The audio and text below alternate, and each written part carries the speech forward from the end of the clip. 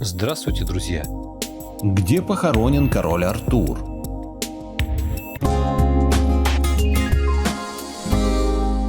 Благодарю всех, кто подписался на мой канал и смотрит мои видео. Ссылка на статью в описании. Король Артур широко известен читающей публике. Многие знают и о рыцарях его круглого стола. Гораздо меньше читателей знают, что такое Авалон и где он находится. И мало кто ведает об аббатстве Гластонберри и его роли в жизни короля Артура. Попробуем разобраться в этой мифической истории. В литературных памятниках Англии VI века нашей эры упоминается герой по имени Артур. В них идет речь о борьбе бритов, коренного населения островов, с завоевателями. Королевский титул появляется в более поздних рукописях. К тому времени король Артур приобретает легендарные черты. В жены он берет принцессу Гвиневру, а в приданом большой круглый дубовый стол.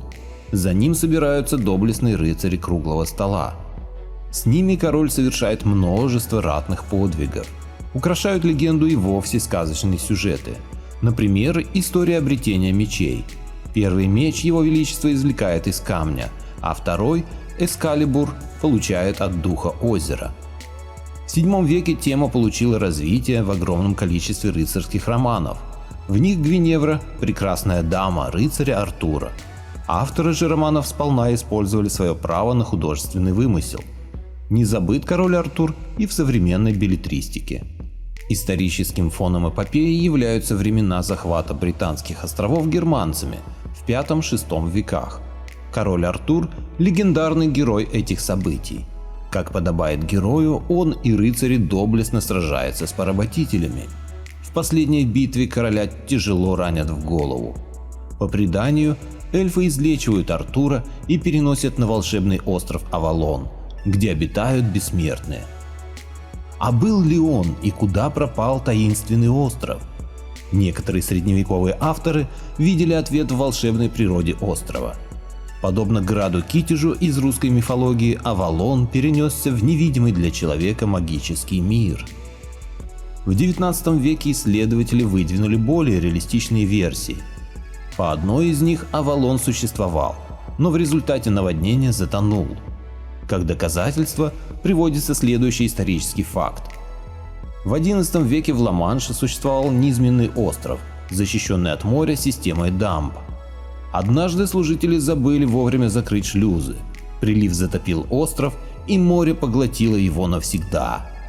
Не исключено, что та же участь постигла и Авалон. По другой гипотезе, остров располагался недалеко от берега.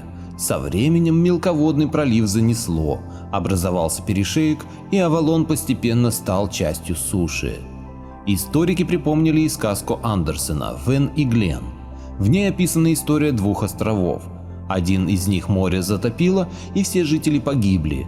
После этого обитатели второго острова, опасаясь за свою жизнь, насыпали дамбу, и остров соединился с большой землей.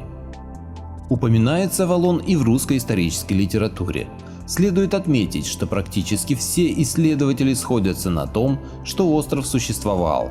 Само же слово «Авалон» вероятно происходит от «Инис Афалон», что в переводе с древнего бретонского языка означает «остров яблонь».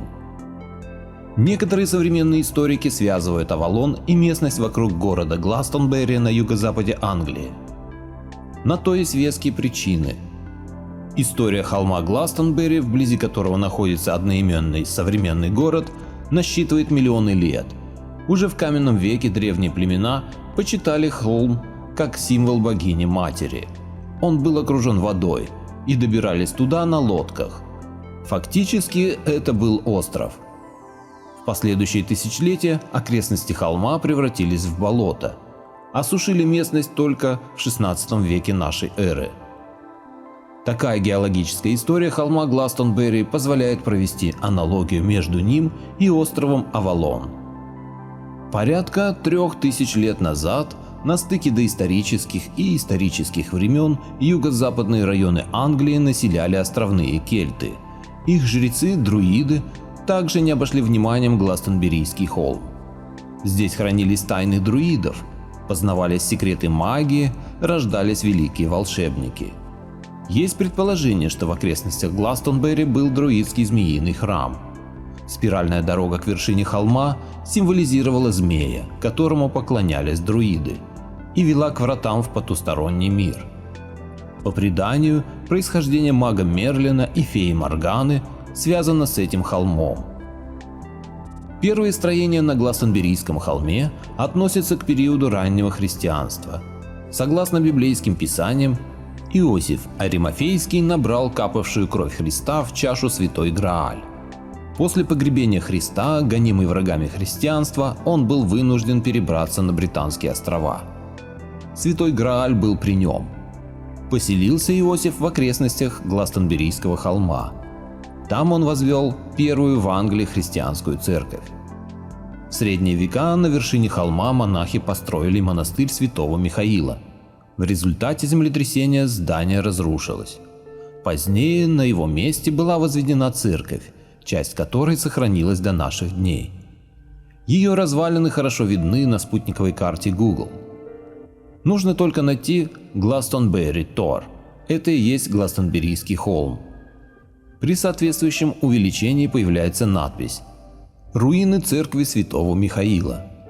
Окрестности холма помнят и другие события из истории христианства. Считается, что здесь был утрачен Святой Грааль. Недалеко от холма располагалось католическое Гластонберийское аббатство, основанное в 705 году. Оно стало первым в Англии христианским монастырем. Тут же предположительно находилась усыпальница покровителя Ирландии святого Патрика.